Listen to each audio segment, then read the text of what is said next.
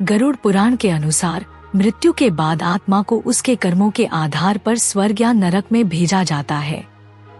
यदि व्यक्ति ने अपने जीवन में पाप किए हैं तो उसे यमलोक में यमराज के दरबार में ले जाया जाता है, जहां उसके कर्मों का हिसाब होता है और फिर उसे उसके कर्मों के अनुसार नरक में दंड दिया जाता है। गरुड़ पुराण में कई प्रकार के नरकों और उनमें दिए जाने वाले दंडों का वर्णन किया गया है, जिनमें से कुछ अत्यंत भयानक और कष्टदायक हैं। यहाँ हम गरुड़ पुराण में वर्णित 5 सबसे भयानक दंडों के बारे में विस्तार से जानेंगे। तप्तसूरा नरक, उबलते हुए तेल का नरक। यह नरक उन लोगों के लिए निर्धारित है जिन्होंने शराब, मांस और अन्य नशीले पदार्थों का अत्यधिक सेवन किया है तथा दूसरों को भी इसमें प्रवृत्त किया है। इस नरक में पापी को उबलते हुए तेल में डाला जाता है, जहां उसका शरीर जलने लगता है।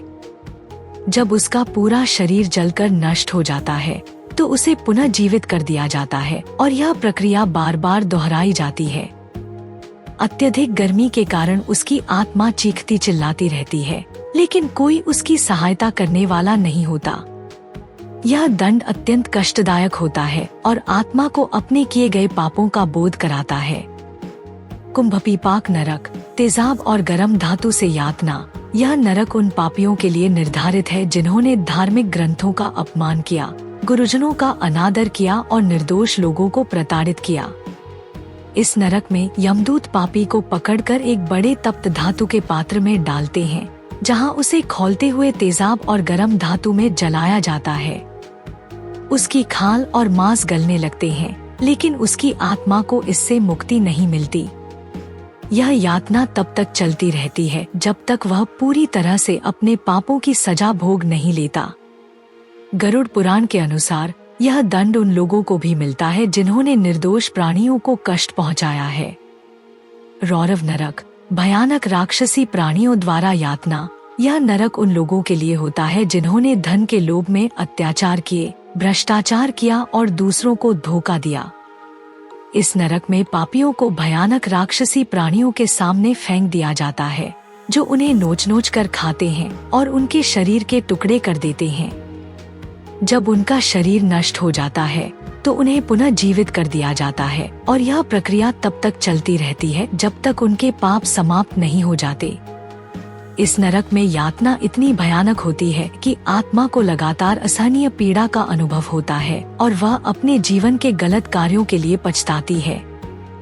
कृमिभोज नरक, कीड़ों और जंतुओं द्वारा यातना। यह नरक उन लोगों के लिए निर्धारित है जिन्होंने झूठ बोला, धोखा दिया, रिश्वतखोरी की और अन्य अनैतिक कार्य किए। इस नरक में पापी को एक बड़े गंदे और सड़ते हुए दलदल में डाल दिया जाता है, जहां हजारों जहरीले कीड़े, बिच्छू, सांप और अन्य जहरीले जंतु उसके शरीर को चीरते और खाते रहते हैं। आत्मा इस अत्यंत कष्टदायक पीड़ा से गुजरती रहती है और बार बार मरकर पुनः जीवित होती है। गरुड़ पुराण के अनुसार यह दंड उन लोगों को मिलता है जिन्होंने अपने जीवन में दूसरों को धोखा दिया और अनैतिकता का मार्ग अपनाया। वैतरणी नरक, रक्त और गंदगी की नदी में यातना। यह नरक उन लोगों के लिए होता है जिन्होंने अपने जीवन में अधर्म के मार्ग पर चलते हुए अन्याय किया और निर्दोष लोगों का शोषण किया। इस नरक में पापी को एक गंदी, खून और मलमूत्र से भरी नदी में फेंक दिया जाता है, जहां वह डूबता उतराता रहता है। इस नदी में जहरीले जीव होते हैं जो पापी के शरीर को खाते रहते हैं और उसकी आत्मा को निरंतर पीड़ा देते हैं। यह दंड उन लोगों को मिलता है जिन्होंने दूसरों को अपने स्वार्थ के लिए हानि पहुंचाई और किसी की पीड़ा की परवाह नहीं की। गरुड़ पुराण में वर्णित ये नरक और उनमें मिलने वाले दंड हमें यह सिखाते हैं कि हमें अपने जीवन में सद्कर्म करने चाहिए और पापों से बचना चाहिए। यह ग्रंथ हमें यह संदेश देता है कि हमारे कर्म ही हमारे भविष्य का निर्धारण करते हैं। यदि हम अपने जीवन में सत्य, धर्म, अहिंसा और दयाभाव अपनाते हैं तो हमें पुनर्जन्म के चक्र से मुक्ति मिल सकती है और मोक्ष की प्राप्ति हो सकती है। लेकिन यदि हम अपने जीवन में अधर्म, पाप और अन्याय करते हैं तो हमें मृत्यु के बाद इन भयानक दंडों का सामना करना पड़ सकता है। इसलिए गरुड़ पुराण हमें यह प्रेरणा देता है कि हमें अपने कर्मों को सुधारना चाहिए सद्गुणों को अपनाना चाहिए और धर्म के मार्ग पर चलना चाहिए ताकि हम इस जीवन और परलोक दोनों में सुखी रह सकें। गरुड़ पुराण में वर्णित नरक की सजाएं केवल डराने के लिए नहीं लिखी गई हैं, बल्कि यह एक आध्यात्मिक चेतावनी है कि हमारे कर्मों का प्रभाव मृत्यु के बाद भी बना रहता है। यह शास्त्र हमें यह समझाने का प्रयास करता है कि हमारा प्रत्येक कार्य, चाहे वह अच्छा हो या बुरा, ब्रह्मांड के नैतिक संतुलन में योगदान देता है। गरुड़ पुराण में बताया गया है कि मृत्यु के बाद आत्मा को यमलोक में ले जाया जाता है, जहां यमराज के न्यायाधीश रूप में हमारे कर्मों का पूरा हिसाब होता है। जो पुण्यात्माएं होती हैं, उन्हें स्वर्ग में भेजा जाता है, जबकि पाप करने वालों को भयानक नरकों में यातनाएं सहनी पड़ती हैं। इन नरकों की भयानकता को समझने के लिए हमें यह देखना होगा कि प्रत्येक नरक विशेष रूप से किसी न किसी पाप का परिणाम है। कृमि भोजन नरक में वे लोग भेजे जाते हैं जिन्होंने दूसरों को अनावश्यक पीड़ा दी हो और वे सैकड़ों कीड़ों के रूप में पुनर्जन्म लेते हैं। कुंभीपाक नरक में निर्दोष प्राणियों को मारने वालों को उबलते तेल में डाला जाता है, जो यह दर्शाता है कि किसी भी जीव की हत्या का दंड कितना कठोर हो सकता है। गरुड़ पुराण के अनुसार मृत्यु के बाद आत्मा को कई परीक्षणों से गुजरना पड़ता है और यह यातनाएं व्यक्ति के पापों के अनुरूप होती हैं।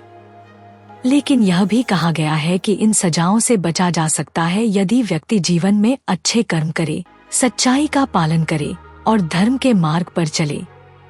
धर्मशास्त्रों में यह स्पष्ट रूप से बताया गया है कि मनुष्य को अपने कर्मों को सुधारने का हर संभव प्रयास करना चाहिए ताकि मृत्यु के बाद उसे इन कठिनाइयों का सामना न करना पड़े।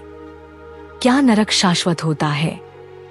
गरुड़ पुराण के अनुसार नरक में दंड मिलने के बाद आत्मा को पुनर्जन्म के चक्र में फिर से भेज दिया जाता है, जहां उसे अपने पूर्व कर्मों का परिणाम भुगतना पड़ता है। इसलिए यह केवल एक सजा ही नहीं, बल्कि आत्मा के लिए एक सीख भी होती है ताकि वह भविष्य में सही रास्ते पर चले। निष्कर्षतः गरुड़ पुराण हमें यह शिक्षा देता है कि हमारे कर्म ही हमारे जीवन और मृत्यु के बाद के भाग्य का निर्धारण करते हैं। स्वार्थ, अन्याय, हत्या, चोरी, छल और पाखंड जैसे पाप हमें नरक की यातनाओं की ओर ले जाते हैं, जबकि परोपकार, सत्यनिष्ठा, दया और धर्म परायणता हमें स्वर्ग की ओर ले जाते हैं। मृत्यु के बाद की पीड़ा से बचने का एकमात्र मार्ग है धर्म के अनुसार जीना, सत्कर्म करना और अपने जीवन को एक पुण्यवान मार्ग पर चलाना। यही सनातन धर्म का सबसे बड़ा संदेश है। इसलिए आज ही निर्णय लें कि आप अपने कर्मों से अपना भविष्य कैसा बनाना चाहते हैं, एक उज्जवल मार्ग या नरक की भयावह यातनाएं। मुझे अल्फाटब क्यों पसंद है? अल्फाटब छोटे बच्चों को कम उम्र में ही सनातन मूल्यों, ज्ञान और शब्दावली से परिचित कराने के दिलचस्प तरीके प्रदान करता है। अल्फाटब बच्चों की शिक्षा के लिए एक अनूठी अवधारणा के साथ एक शब्दावली किट भी है। यह स्कूलों में भी एक बेहतरीन किट के रूप में काम कर सकता है। माता पिता अल्फाटब मोबाइल ऐप का उपयोग करके बहुत सारे टब शीट और टब कार्ड बना सकते हैं और अल्फाटब का उपयोग करके मजेदार गेम के माध्यम से अपने बच्चों के साथ जुड़ सकते हैं। मैंने अल्फाटब ऐप का उपयोग किया है और वीडियो में दिखाए अनुसार टब कार्ड बनाए हैं। जब मैंने पहली बार अल्फाटब देखा तो मुझे पता था कि मेरे भतीजे और भतीजी इसे पसंद करेंगे। यह बच्चों के अनुकूल सामग्री से बना है, बहुत अच्छी गुणवत्ता वाला है, टूटने वाला नहीं है और लंबे समय तक चलेगा। मेरे प्रोमो कोड सनातन से 20% छूट प्राप्त करें। लिंक विवरण में है। यह हमारा सौभाग्य है कि हम अपने सनातन धर्म के ऐसे अद्भुत ज्ञान को फैलाने में सक्षम हैं। हम चाहते हैं कि आप अधिक से अधिक लोगों तक पहुंचने में आपकी मदद करें ताकि वे हमारे धर्म के बारे में जान सकें। हमारा आपसे अनुरोध है कि हमारे वीडियो को अधिक से अधिक लोगों तक साझा करें। कृपया हमारे अन्य वीडियो देखें। सनातन इतिहास के अधिक वीडियो के लिए सनातन संसार आई की सदस्यता लें।